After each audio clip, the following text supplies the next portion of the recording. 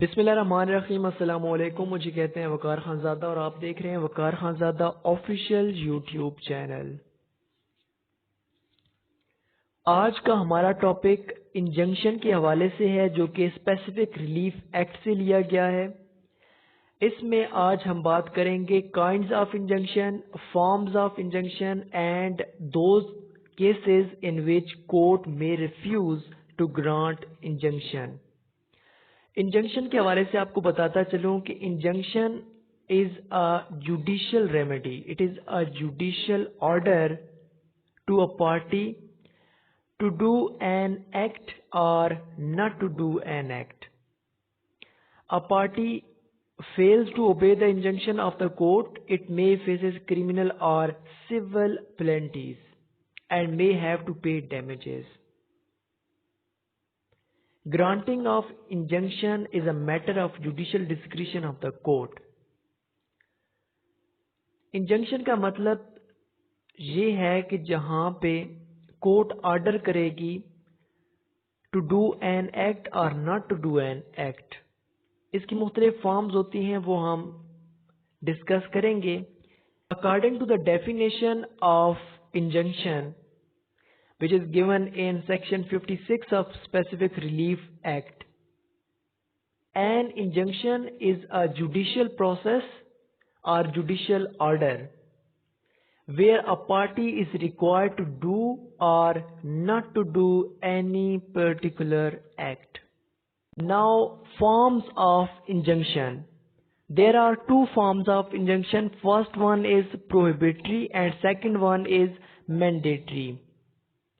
Prohibitory, we mean that an order of the court which is requiring from a party to stop doing something. For example, दो parties हैं, mister A and mister B. उनके दरमियान dispute चल रहा है एक immovable property पे। एक पार्टी ये कहती है कि ये प्रॉपर्टी मेरी है, दूसरी ये कहती है कि ये प्रॉपर्टी मेरी है।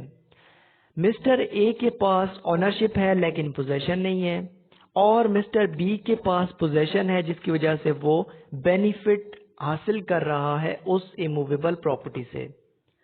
अब मिस्टर ए ओनरशिप लेने के लिए डिक्लेरेशन और रिकवरी वगैरह का सूट फाइल करने के साथ साथ एप्लीकेशन मूव करेगा for prohibitory form of injunction, जिसके जरिए से कोर्ट दूसरी पार्टी को, मिस्टर बी को, वो प्रॉपर्टी इस्तेमाल करने से रोक देगी। अब वो कितने अरसे के लिए रोकती है पार्टी को, तो वो हम आगे जाके डिस्कस करेंगे कि कौन कौन सी काइंड्स हैं। Second one is mandatory form of injunction. An injunction is an order of the court which is requiring from a party to do something. So prohibitory में हमने बात की कि जहां पे कोर्ट रिस्ट्रेन कर देती है, स्टॉप कर देती है, जबकि मैंडेटरी में कोर्ट ऑर्डर करती है कि आपने ये काम लाजमी करना है, और अगर कोई पार्टी वो काम ना कर सके या जानबूझ के ना करे तो उसको प्लेंटीज इम्पोज हो सकती हैं और उसको प्लेंटीज का सामना करना पड़ सकता है। Next one is kinds of injunction. First one is preliminary injunction, second one is temporary injunction and last one is permanent injunction और perpetual injunction. So preliminary injunction, we mean that it is an initial injunction by the court in order to restrain a party from doing something until the case has been decided. Preliminary injunction का मतलब ये है कि अगर एक party ने injunction के लिए एप्लीकेशन मूव की है और कोर्ट को ये कहा है कि आप इंजंक्शन दें, अब कोर्ट की ये डिस्क्रिशन है कि वो टेम्परेरी करती है, प्रीलिमिनरी करती है या परमानेंट करती है, और एप्लीकेशन में भी इस्तदा की जा सकती है कि आप टेम्परेरी इंजंक्शन दे दें या प्रीलिमिनरी इंजंक्शन दे दें फॉर द टाइम बीइंग, कि जब तक केस डिसाइड नहीं होता। सो प्रीलिमिनरी इंजंक्शन से मुराद ऐसा इंजंक्शन है, ऐसा ऑर्डर है जो कि एग्जीक्यूट रहेगा from the day 1 of the case till the day of judgement. Next one is temporary injunction. Temporary injunction we mean that it is order by the court in order to restrain a party for doing something for a short period। कुछ अरसे के लिए, 1-2 साल के लिए ज़्यादा से ज़्यादा उस पार्टी को रोका जा सकता है या उस पार्टी को कोई काम करने का कहा जा सकता है। This is called temporary injunction. Last one is perpetual injunction or permanent injunction। So it is a final order by the court in order to restrain a party for doing something permanently। किसी चीज से रोक भी सकती है और कोई चीज करने का कह भी सकती है कोर्ट फॉर परमानेंटली बेसिस। सो होता कुछ इस तरह से है कि अगर कोर्ट ये बेहतर समझे कि वो परमानेंट इंजंक्शन को प्रीलिमिनरी इंजंक्शन में भी कन्वर्ट कर सकती है, और प्रीलिमिनरी इंजंक्शन को के साथ साथ अगर पार्टी ने परमानेंट इंजंक्शन के लिए भी अप्लाई किया हुआ है, एप्लीकेशन दी हुई है, तो दोनों पे अमल होगा, दोनों पे एग्जीक्यूशन होगी, लेकिन दोनों पे एग्जीक्यूशन एक ही वक्त में नहीं हो सकती।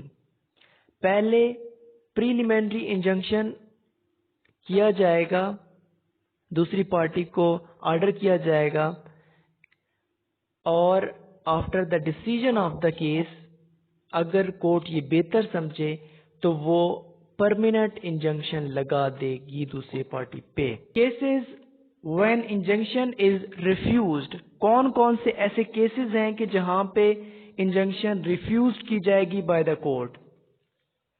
First one is when the plaintiff disentitled himself to such relief.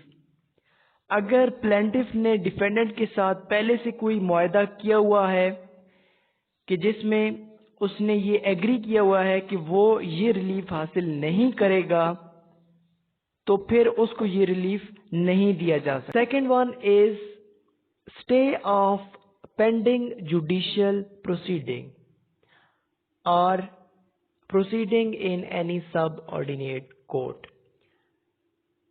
So stay of pending judicial proceeding, judicial proceeding या क्रिमिनल मैटर्स पे कोई स्टे नहीं लिया जा सकता।